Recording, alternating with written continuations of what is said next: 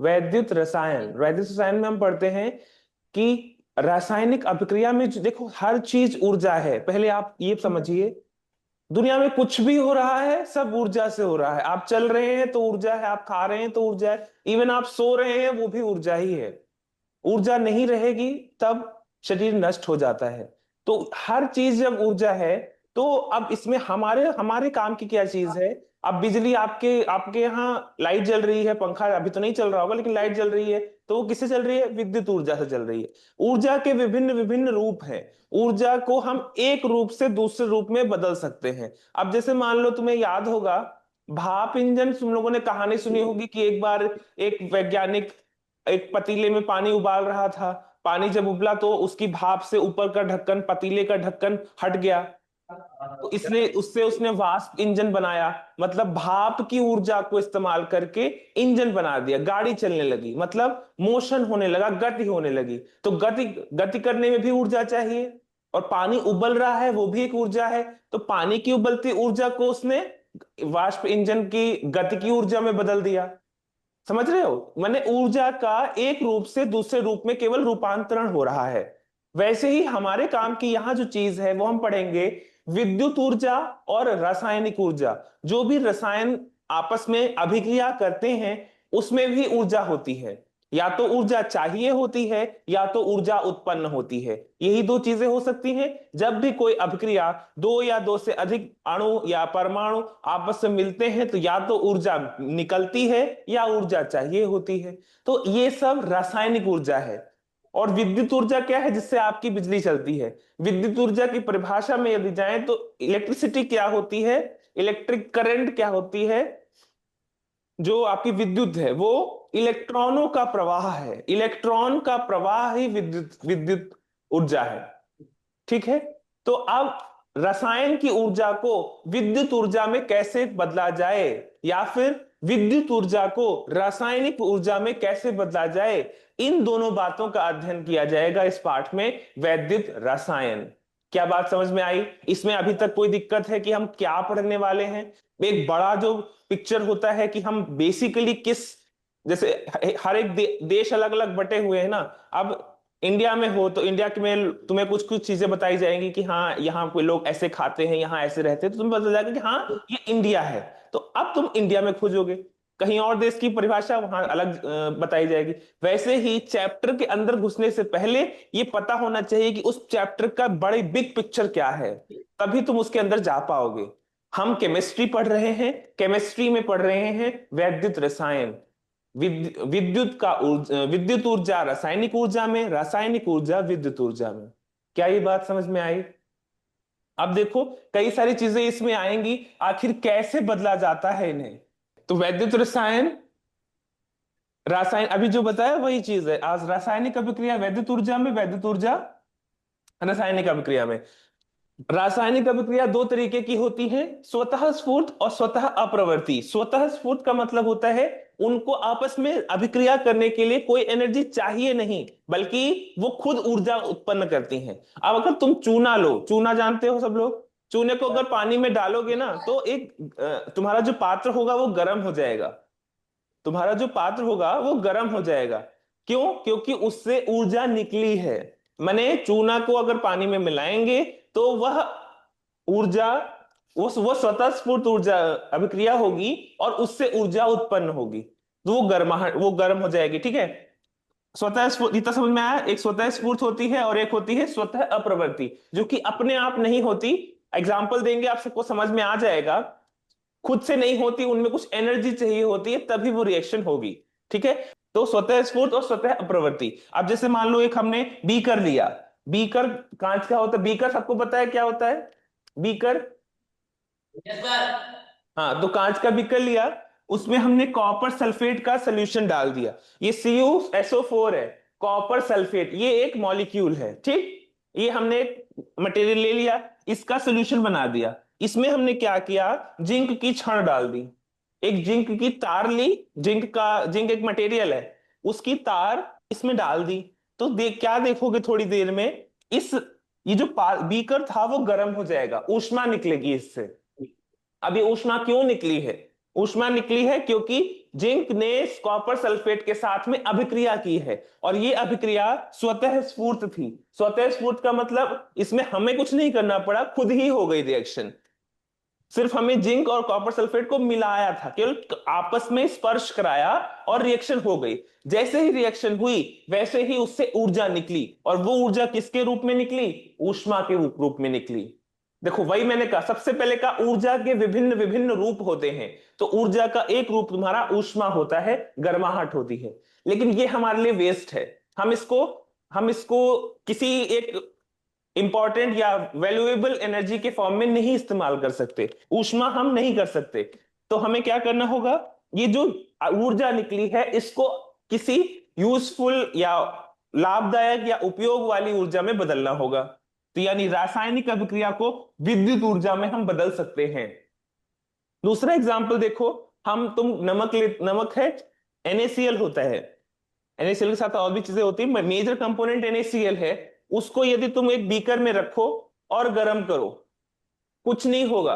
जो तुम्हारा सॉलिड था वो ज्यादा से ज्यादा पिघल जाएगा और मॉल्टन स्टेट में आ जाएगा, पिघली हुई अवस्था में आ जाएगा। लेकिन कोई अभिक्रिया नहीं होगी, रासायनिक अभिक्रिया नहीं होगी। उसका भौतिक स्वरूप ठोस से द्रव में बदल जाएगा, लेकिन कोई रासायनिक अभिक्रिया नहीं होगी।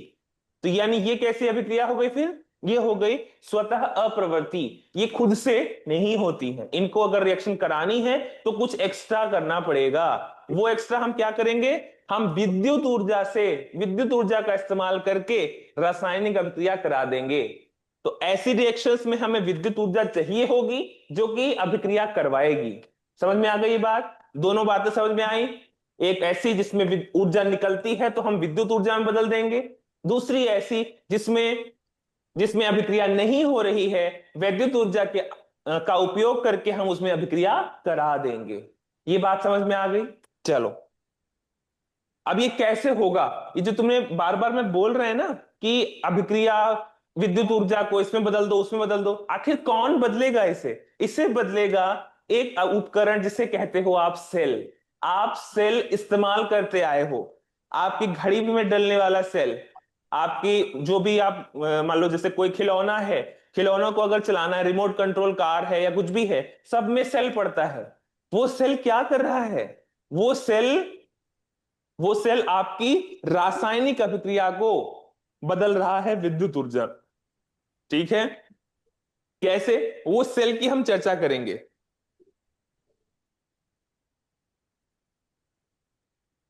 तो अब जो काम हमें करवाना है वो करने के लिए कोई कर्ता भी तो होना चाहिए। वो करता है तुम्हारा वैद्युत रासायनिक सेल।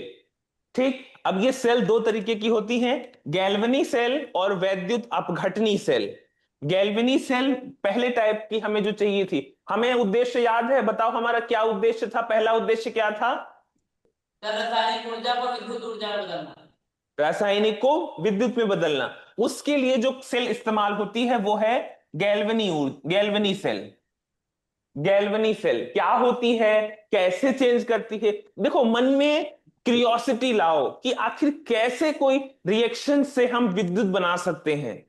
आखिर क्या उसमें साइंस लगी हुई है कि कैसे एक रिएक्शन हो रही है और उससे हम पंखा चला दें? एक बीकर में हो रही रिएक्शन से हम आपके कमरे की लाइट जला सकते हैं, कैसे? ये इतना मतलब इतना आसान नहीं है, इसमें बहुत सारा प्रयास लगा है वैज्ञानिकों का। तो उसको आपको धीरे धीरे करके समझना है। तो पहली टाइप की रिएक्शन रासायनिक से विद्युत में बदलने के लिए गैल्वनी सेल लगती है। दूसरे टाइप की रिएक्शन जिसमें विद्युत ऊर्जा को रासायनिक अभिक्रिया में इस्तेमाल करना होता है, उस सेल को कहते हैं वैद्युत अपघटनी सेल, इलेक्ट्रोलिटिक सेल। इसको गैल्वेनिक सेल बोलते हैं, इसको इलेक्ट्रोलिटिक सेल बोलते हैं। ये दोनों ही हैं वैद्युत रासायनिक सेल ही। लेकिन वैद्युत रासायनिक सेल के दो भाग हैं, दो तरीके की होती हैं, गैल्वेनी सेल और इलेक्ट्रोलिटिक सेल, यानी वैद्युत अपघटनी सेल। ठीक है? ये दोनों चीजें हो गई, समझ में आ गई। अब इसके बाद चलते हैं, हम पहले पढ़ेंगे गैल्वेनी सेल, आखिर ये काम करता कैसे है। ठीक है? अब देखो गैल्वेनी सेल कैसे बनती, देखो ये सब करा चुके थे इसलिए सब लिखा हुआ है, अभी बहुत खिचड़ी जैसा लग रहा होगा, हौच पौच। लेकिन नहीं। समझने की कोशिश करना, क्योंकि ये करा चुके हैं इसीलिए यहाँ लिखा हुआ है, लिखा मैं नहीं है, और आप ही लोगों के सामने लिखा है। कोई बात नहीं। अब देखो गैल्वेनिक सेल में क्या होता है, दो बीकर होते हैं, एक ये बीकर दिख रहा है, एक ये बीकर दिख रहा है, दो बीकर दिखे, ये एक बीकर है, ये एक बीकर है। इसमें जिंक सल्फेट का सोल्यूशन है, जिंक सल्फेट लिखते जाओ जल्दी जल्दी, ZnSO4। और इसमें है कॉपर सल्फेट, CuSO4। अब जिंक सल्फेट वाले में हमने जिंक की छड़ डाली है। किसकी छड़ डाली है? जिंक की छड़ डाली है। देखो लास्ट में हमने जो एग्जांपल दिया था उसमें कॉपर सल्फेट का सोल्यूशन था और उसमें जिंक की छड़ डाली थी, लेकिन इसमें जिसका सोल्यूशन है उसी की छड़ डाली है। जिंक सल्फेट का सोल्यूशन है तो जिंक की छड़, कॉपर सल्फेट का तो कॉपर की छड़। अब देखो होगा क्या, जिंक सल्फेट की जब हमने जिंक में डाला तो देखो बच्चों सब काम इलेक्ट्रॉन करते हैं, हम तो सिर्फ देखते हैं कि क्या कर रहे हैं इलेक्ट्रॉन, बस हम देख पाए यही हमारे लिए जीत की बात होती है। यहां पर जिंक के जैसे ही डालेंगे तो जिंक, जिंक क्या है, जिंक के पास पॉजिटिव चार्ज होता है कि नेगेटिव चार्ज होता है बताओ? The positive charge. नहीं भाई, जिंक के पास कोई चार्ज नहीं होता। वो जब जिंक अपनी, जब अकेले अवस्था में है, जब वो एक ठोस है तो उस पर कोई चार्ज नहीं होता। चार्ज तो तब आता है जब हम सोल्यूशन बनाते हैं। सिर्फ इस जिंक का चार्ज 0 है अभी, इसमें जितने प्लस हैं उतने ही माइनस हैं, जितने प्रोटॉन उतने ही इलेक्ट्रॉन। तो क्या हुआ, जिंक सल्फेट, जिंक सल्फेट में क्या है, जब भी कोई सॉल्यूशन बनता है, जब भी कोई विलयन बनता है किसी लवण से, तो उसमें जो मॉलिक्यूल्स होते हैं वो अलग अलग हो जाते हैं, उसमें उस मॉलिक्यूल को डिसोसिएट हो जाता है जिंक 2+ और सल्फेट 2-। तो जिंक यहां पर सॉल्यूशन में क्या है, Zn2+ है और सल्फेट SO4 2- है। इसमें हमने लिया zinc sulphate ZnSO4, ZnSO4, ZnSO4 जब लेंगे तो इसमें क्या होगा, Zn2+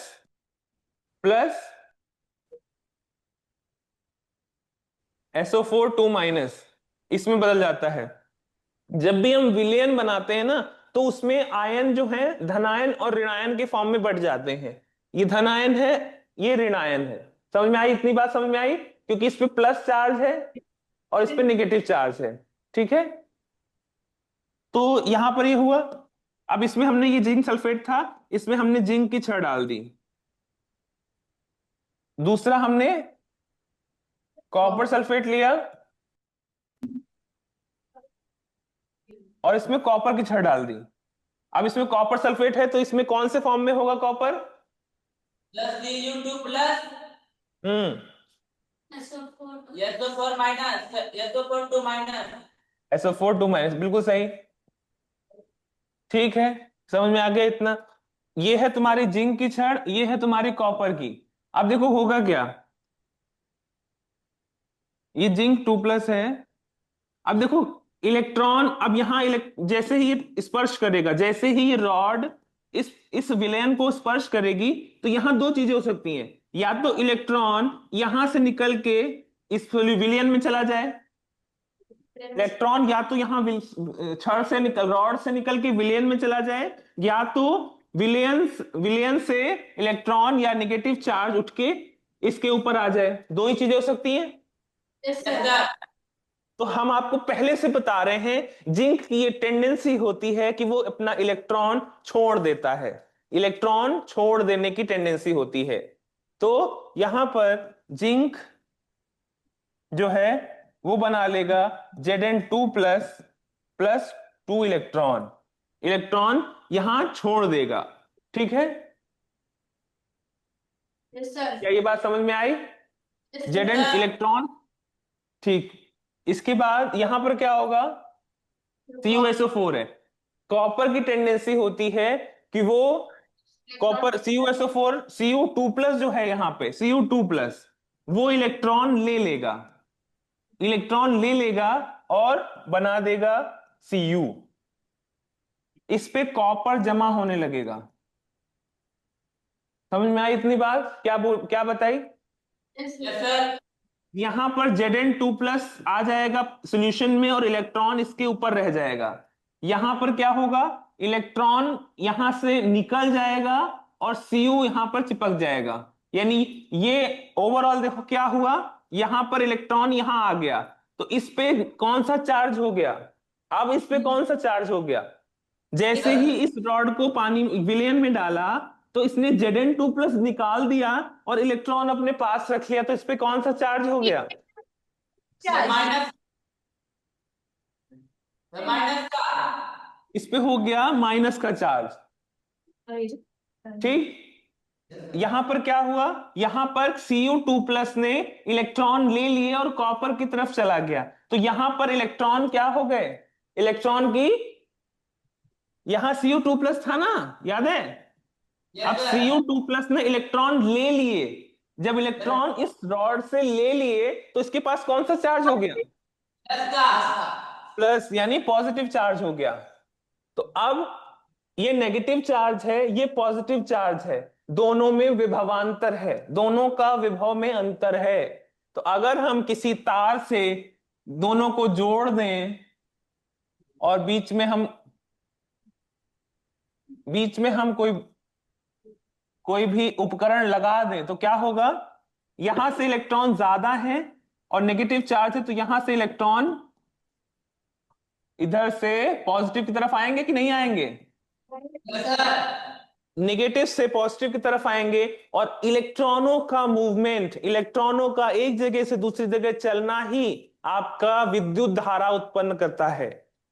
यही तो विद्युत धारा की परिभाषा क्या है, इलेक्ट्रॉन एक जगह से दूसरी जगह जब जा रहे हैं तो वो जो उनकी गति है उसके विपरीत दिशा में विद्युत धारा उत्पन्न होती है, यही है विद्युत धारा। तो यहां से गया इलेक्ट्रॉन की गति अगर ये है तो विद्युत धारा I से हम डिनोट कर रहे हैं, विद्युत धारा इस दिशा में बहेगी और जो भी उपकरण आपने लगाया होगा वो जल जाएगा। क्या आपको ये बात समझ में आई, रासायनिक ऊर्जा का इस्तेमाल किया और उससे क्या बना दी, विद्युत ऊर्जा बना दी, हमें यही तो चाहिए था। Yes sir. Yes sir. ये है तुम्हारी गैल्वनी सेल। अभी इसमें एक चीज बची है वो हमको बताएंगे क्या है, फिलहाल आप समझो कि ये है गैल्वनी सेल। आपको पता लग गया कि अब रासायनिक ऊर्जा से विद्युत ऊर्जा कैसे बनाई जाती है। Yes sir. फिर से देख लो, यहां पर क्या हुआ, जिंक ने Zn2+ छोड़ दिया और इलेक्ट्रॉन यहां रह गया, यहां पर इलेक्ट्रॉन खींच लिया Cu2+ ने, यह अभिक्रिया याद रखना, यह अभिक्रिया याद रखना, जिंक ने अपने इलेक्ट्रॉन छोड़ दिए यहां पे, तो यहां नेगेटिव चार्ज, और यहां पर जो विलयन में Cu2+ था उसने इस कॉपर की रॉड से इलेक्ट्रॉन छीन लिए और इस पे बना दिया पॉजिटिव चार्ज, ये पॉजिटिव ये नेगेटिव। अच्छा, अब इनके नाम हो जाते हैं, इसको बोलते हैं इलेक्ट्रोड, इसको बोलते हैं इलेक्ट्रोड, इलेक्ट्रोड, और ये जो नेगेटिव इलेक्ट्रोड है इसको बोलते हैं एनोड, एनोड, और जिसपे पॉजिटिव चार्ज होता है उसको बोलते हैं कैथोड। ठीक है, यस सर।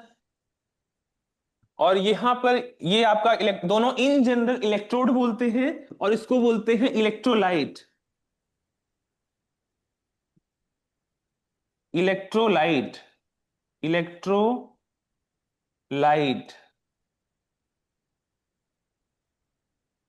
दोनों ही इलेक्ट्रोलाइट है। एनोड कैथोड पूछा जाता है, गैल्वनी सेल में एनोड पर क्या चार्ज होता है, आप याद रखेंगे कि गैल्वनी सेल में एनोड पर निगेटिव साइन होता है। देखो जब हम वैद्युत अपघटनी सेल पढ़ेंगे ना तो चीजें बदल जाएंगी, जब हम विद्युत धारा से, विद्युत ऊर्जा से रासायनिक ऊर्जा बनाएंगे तो उसमें एनोड पर पॉजिटिव चार्ज आता है और कैथोड पर नेगेटिव चार्ज आता है।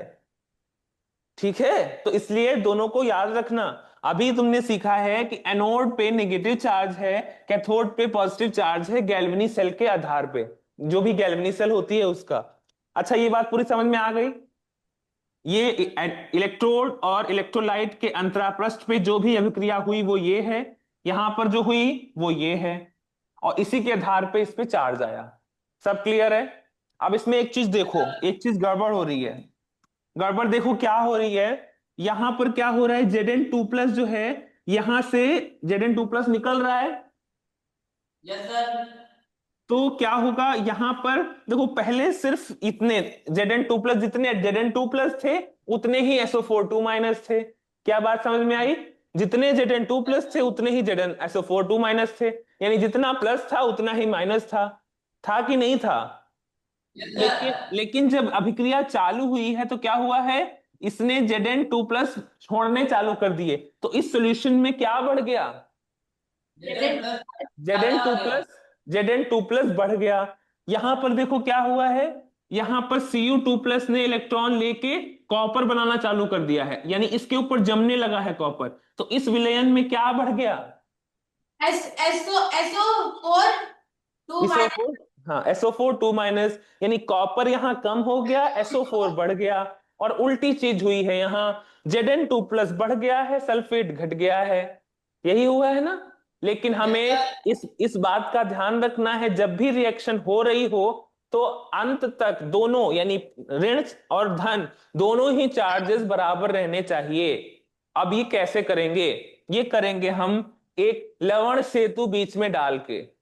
लवण सेतु डालने का उद्देश्य ये रहेगा कि दोनों में प्लस और निगेटिव चार्ज बराबर मेंटेन होते रहें हर समय।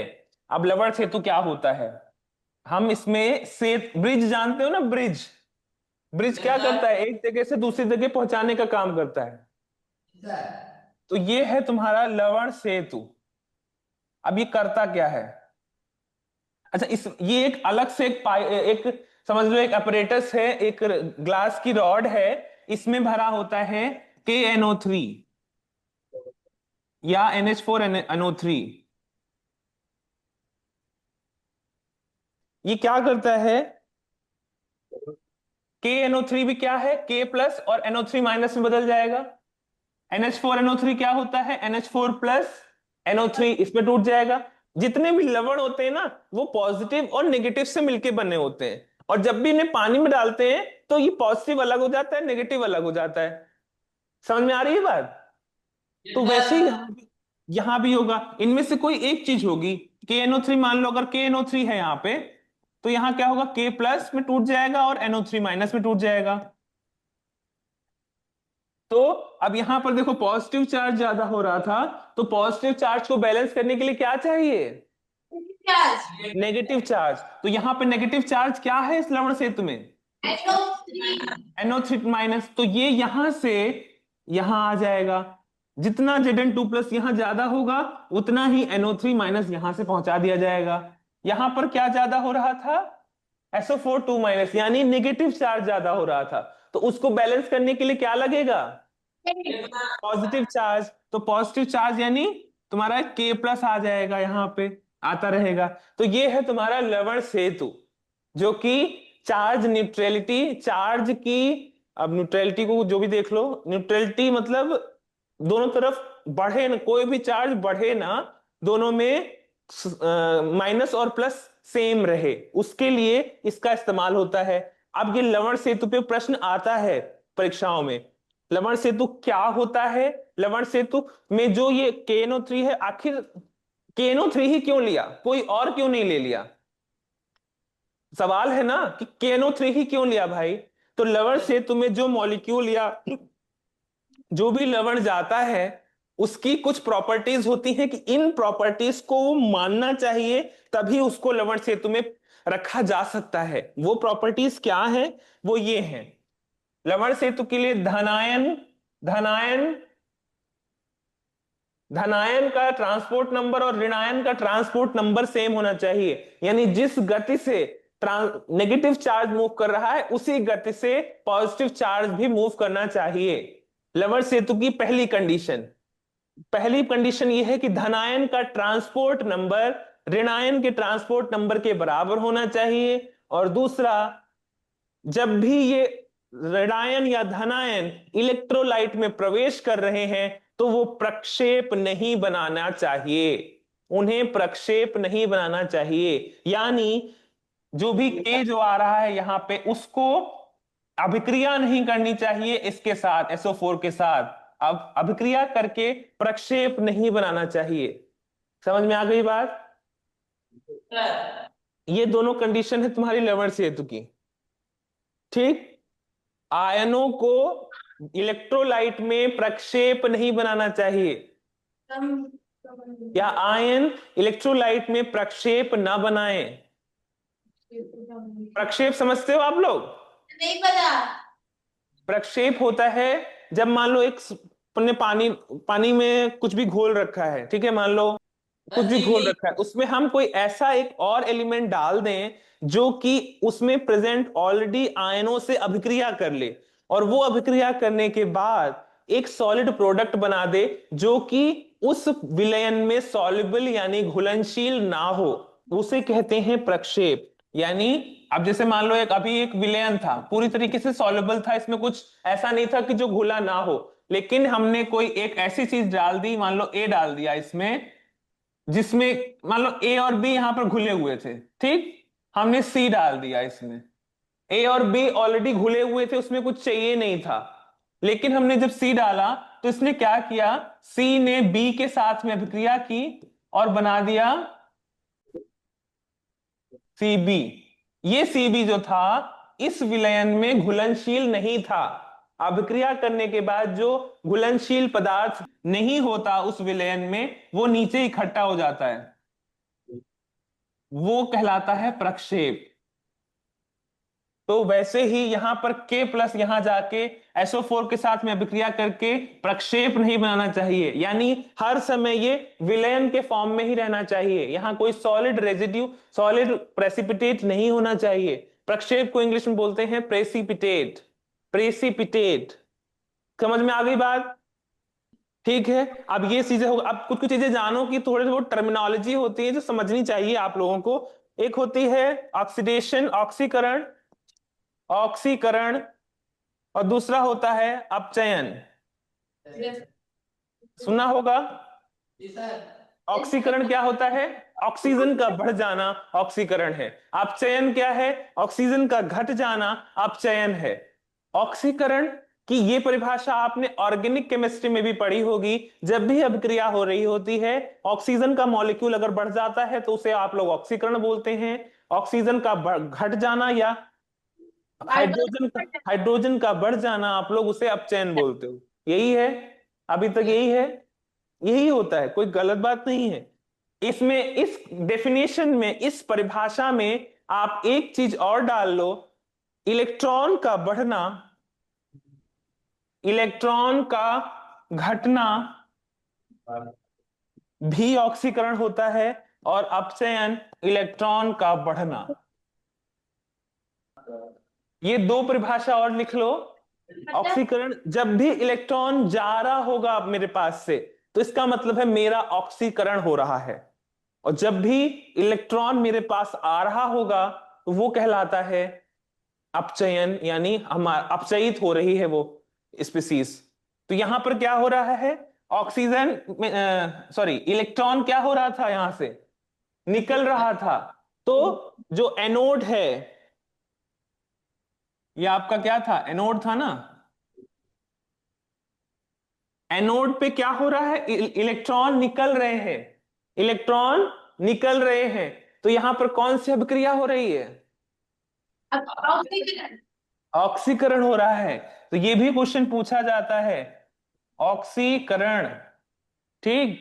और यहां पर इलेक्ट्रॉन कंज्यूम हो रहे हैं, इलेक्ट्रॉन लिया जा रहा है, यानी इलेक्ट्रॉन बढ़ रहे हैं, तो यहां क्या होगा, अपचयन। ऑक्सीकरण को इंग्लिश में बोलते हैं ऑक्सीडेशन, और अपचयन को रिडक्शन। Reduction, reduction.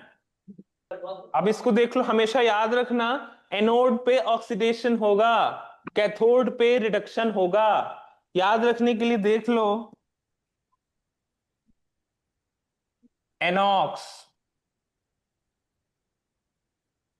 एनॉक्स और रेड कैट, रेड कैट, लाल बिल्ली। रेड कैट का मतलब रिडक्शन हो रहा होगा कैथोड पे, एनॉक्स का मतलब एनोड पे हो रहा होगा ऑक्सीडेशन। ये याद रखने के लिए, एनॉक्स हो गया और रेड कैट हो गया। तो हमेशा याद रहेगा ना कि एनोड पे हो रही है, क्या हो रही है, एनोड पे क्या होता है, थर्ड पे ऑक्सीडेशन होता है, और कैथोड पे रिडक्शन होता है। रिडक्शन होता है। इतनी बात समझ में आ गई कि गैल्वेनिक सेल काम कैसे करती है। अब इसमें कुछ कुछ चीजें आएंगी, विभवांतर क्या होता है, एनोड और कैथोड, एनोड पे ऑक्सीकरण, कैथोड पे अपचयन। इस पार्ट में आपको अब क्रियाएं लिखनी होंगी कि एनोड पे ऐसे करके लिखना होगा, एनोड पे क्या हो रहा है, Zn2+ इलेक्ट्रॉन, कैथोड पे तुम्हारा अपचयन हो रहा है। तो ओवरऑल रिएक्शन क्या बनी, देखो Zn से Zn2+ बना और इलेक्ट्रॉन गया, Cu2+ ने कॉपर इलेक्ट्रॉन लिए और कॉपर बना दिया। तो ओवर इन दोनों को चूंकि हमने जोड़ दिया है तभी तो बिजली उत्पन्न हुई है ना। तो ओवरऑल रिएक्शन देखो क्या हो गई, Zn से प्लस Cu2+ बनाया Zn2+ प्लस Cu। देखो ये 2+ का ही खेल है और कुछ नहीं। देखो सिर्फ कुछ आयन को हमने इधर उधर कर दिया और हो रही है रिएक्शन। लेकिन अब आप बहुत अच्छे से समझ गए हैं कि कैसे ये इलेक्ट्रॉन इधर से उधर हो रहे हैं। तो याद रखना ये चीज, Zn को Cu2+ से ये ओवरऑल रिएक्शन है और ये तुम्हारी इलेक्ट्रोड रिएक्शन है। ठीक, ऑक्सीकरण, इलेक्ट्रॉन, ये सब देख लिया आपने, ऑक्सीजन का जुड़ना, हाइड्रोजन का निकलना, इसी के साथ साथ इलेक्ट्रॉन का निकलना भी ऑक्सीकरण है, और अपचयन में इलेक्ट्रॉन का आना या इलेक्ट्रॉन का शामिल होना। अच्छा अब देखो एक नया चीज है, मानक अपचयन विभव, स्टैंडर्ड रिडक्शन पोटेंशियल। E0 से डिनोट करते हैं मानक को, मानक मतलब देखो हमने कुछ स्टैंडर्ड बना रखे हैं, स्टैंडर्ड बना रखे हैं कि आखिर उन्हें हम कैलकुलेट कैसे करेंगे। अब देखो चीजें थोड़ी सी क्लिष्ट होना स्टार्ट हो जाएंगी, कैसे मैं आपको बताता हूं। देखो यहां पर क्या हुआ था, यहां पर इलेक्ट्रॉन यहां से छूटे थे, ठीक है। तो इसका इलेक्ट्रॉन का रिडक्शन E0 बोलते हैं। यहाँ पे कुछ पोटेंशियल होगा तभी तो यहां पर ये हुआ है। पोटेंशियल जो यहाँ जनरेट हुआ, जो विभव जनरेट हुआ है वो ये है E0 से उसके दिखाएंगे, मानक वाला। और यहां पर भी कुछ मानक वाला होगा, और ये है E0 दायां। यहाँ पर एक विभव उत्पन्न हुआ, वहां पर विभव उत्पन्न हुआ, दोनों का विभवांतर ही इस इलेक्ट्रोड, इस जो भी उपकरण लगा है उसको जलाएगा। के पास लिखा तो क्या लिखना है, डिफरेंस। E0 बायां, ये चूंकि बाईं तरफ है तो इसको बायां लिख दिया है, ये दाईं तरफ है तो E0 दायां लिखा है। ठीक, तो अब ओवरऑल सेल में कितना पोटेंशियल जनरेट हुआ उसको हम कैलकुलेट कैसे करेंगे। जो तुम समझ पा रहे हो ना, सेल है तो सेल में पोटेंशियल जनरेट होता है, पोटेंशियल होता है उसका कि आखिर देखो हर एक सेल, जैसे 9 वाट की 9 वोल्ट की बैटरी होती है, कुछ 15 वोल्ट की होती है, तो उसका मतलब क्या है, हर एक सेल का अपना एक विभव होता है कि इस इतने तक वो यूज की जा सकती है या जलाएगा ये जो भी उपकरण, विद्युत उपकरण चल पाएगा, उससे उससे ज्यादा नहीं चल पाएगा। तो हर एक सेल का कुछ विभव होता है। तो हर एक सेल का विभव कैसे निकालते हैं, ये एक सेल है पूरा, और इसमें ये इतना पोर्शन अर्ध सेल और इतना दूसरा अर्ध सेल बोलते हैं। तो इस अर्ध सेल का पोटेंशियल E0 से दिखाया है और इस अर्ध सेल का E0 दायां से दिखाया है। ये बात समझ में आई, दोनों का सिर्फ पोटेंशियल दिख रहा है अर्ध सेल का। तो अब पूर्ण सेल का पोटेंशियल निकालने के लिए ये फॉर्मूला है, E0 दायां माइनस E0 बायां। तो आपका सेल विभव निकल आएगा, क्या निकल के आएगा, सेल विभव। वो सेल कितना पोटेंशियल दे सकता है उसको निकालने का ये सूत्र है। ध्यान रहे जब भी यहां 0 लगा होता है तो इसका मतलब होता है कि ये स्टैंडर्ड है। स्टैंडर्ड का मतलब होता है कि यहां पर जो सॉल्यूशन बनाया गया होगा वो आपका 1 मोलर सॉल्यूशन होगा। मानक के लिए हमने ये माना है कि 1 मोलर सॉल्यूशन जब बनाएंगे 25 डिग्री सेल्सियस आपका टेम्परेचर होगा, 1 एटमॉस्फेरिक या वायुमंडलीय दबाव प्रेशर होगा, तब जाके जो विभव निकल के आएगा वो कहलाएगा आपका मानक विभव। मानक विभव के लिए 1 मोलर सॉल्यूशन होना चाहिए, 25 डिग्री सेल्सियस होना चाहिए और आपका एक वायुमंडलीय दबाव प्रेशर होना चाहिए। ये कंडीशन जब लागू हो रही होंगी तब उस समय यहां पर जो भी विभव आएगा वो कहलाएगा मानक विभव। क्या ये बात समझ में आई? Yes sir. अब देखो, बहुत अच्छे समझो, विभव भी अब दो तरीके के होते हैं, ऑक्सीकरण विभव, ऑक्सीकरण विभव और अपचयन विभव। ऑक्सीकरण विभव का मतलब Zn ने जब Zn2+ बनाया और इलेक्ट्रॉन दिया, इस अभिक्रिया में जितनी एनर्जी या जो भी लगा वो कहलाएगा आपका। और अब देखो इसको रिप्रेजेंट कैसे करेंगे, ऑक्सीकरण विभव Zn से Zn2+ हुआ है तो E0 Zn लिखेंगे, यहां एक डंडा खींचेंगे और यहां लिखेंगे Zn2+। ये है तुम्हारा ऑक्सीकरण विभव। इसलिए ध्यान से समझो, अपचयन विभव, कॉपर ने इलेक्ट्रॉन लिए और कॉपर 2+ ने इलेक्ट्रॉन लिए और कॉपर बनाया, तो इसका जो अपचयन हो रहा है इसमें जो विभव लगा उसे बोलेंगे अपचयन विभव। सारी चीजें मानक की बातें हो रही हैं, मानक माने स्टैंडर्ड। तो इसको कैसे लिखेंगे देखो, अपचयन विभव को लिखते हैं Cu2+ से Cu बना है तो Cu2+ लिखेंगे, एक डंडा खींचेंगे और लिख देंगे Cu। ये तुम्हारा कहलाएगा अपचयन विभव, किसका? कॉपर का। ठीक, यस समझ में सर। आई इसकी बात? अब तुम्हें प्रश्न में चीजें उल्टी भी दे सकता है। अगर तुमसे कह दिया जाए कि तुम्हें ये दिया गया है, Zn2+ से Zn बनाना है, Zn2+ की कोई वैल्यू तुमको दे दी गई A इलेक्ट्रॉन वोल्ट मान लो, तो ये क्या है तुम्हारा, इससे तुम पता कर पाओगे ये क्या है। इन जनरल हम अपचयन विभव का इस्तेमाल करते हैं, तो ये अपचयन विभव है। ऑक्सीकरण विभव पहले Zn होगा, वो Zn2+ बदल रहा है। तो अब देखो इसमें संबंध क्या होता है, प्रश्न जो पूछता है इन जनरल हम अपचयन विभव का इस्तेमाल करते हैं, अपचयन विभव की ही संख्या तुम्हें दी गई होगी, लेकिन इसका मतलब ये नहीं है कि जब तुम सेल का ओवरऑल विभव निकालोगे तो अपचयन विभव का दोनों तरफ इस्तेमाल कर लोगे। जब भी तुम्हें हमने जो फॉर्मूला बताया ना, ई दाया माइनस ई बाया, उसमें जो ई दिए गए हैं वो उनके खुद के विभव हैं। यानी यहां पर जो आपको बताया गया ई दाया माइनस ई बाया, इसका मतलब है कि ये जो विभव दिया गया है ये विभव उनके खुद का विभव है। यानी जो जिस तरफ ऑक्सीकरण हो रहा है उसका ऑक्सीकरण विभव है, जिस तरफ अपचयन हो रहा है उस तरफ उसका अपचयन विभव है। तो आपको प्रश्न में चाहे कुछ भी दिया हो, आपको जिस तरफ ऑक्सीकरण हो रहा है उसका ऑक्सीकरण विभव लेना है और जिस तरफ अपचयन हो रहा है उस तरफ उसका अपचयन विभव ही लेना है, वरना गलती कर दोगे। बहुत सिंपल सी चीज है, बच्चे गलती कर देते हैं इसमें, इसलिए सतर्क रहो। तो ये हो गया। अब इसमें देख लो सेल लिखते कैसे हैं, अब सेल को निरूपित कैसे करते हैं, प्रदर्शित कैसे करते हैं। सेल निरूपण के लिए देखो क्या होता है, ये सूत्र होता है।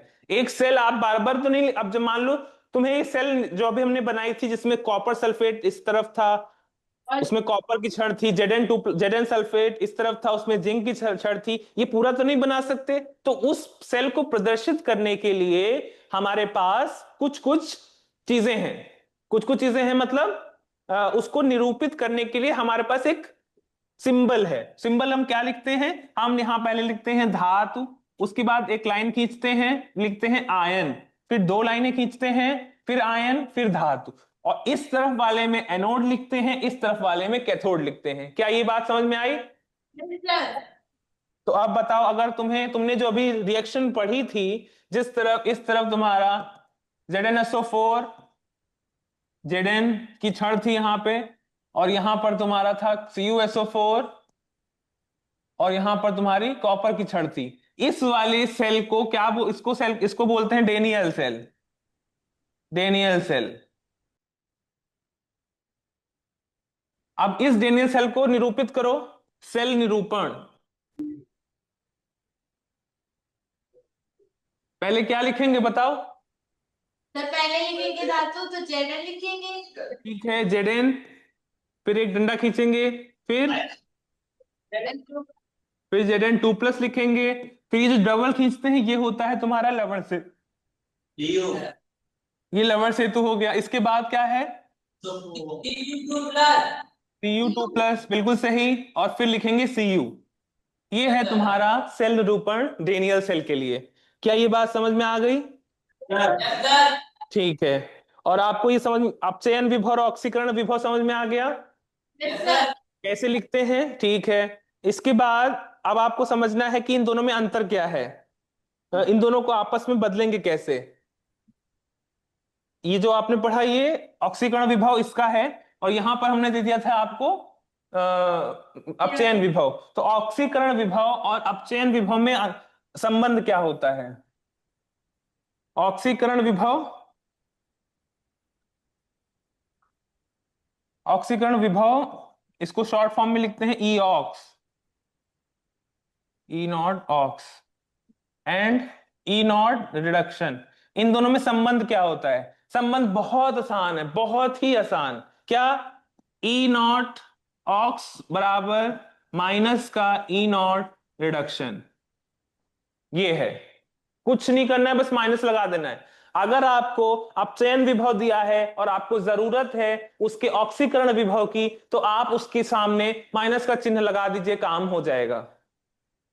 अब जैसे मान लो आपको दे दिया EZn2+Zn बराबर A इलेक्ट्रॉन वोल्ट है। ये क्या है? ऑक्सीकरण विभव है कि अपचयन विभव है? रिडक्शन। अपचयन विभव है।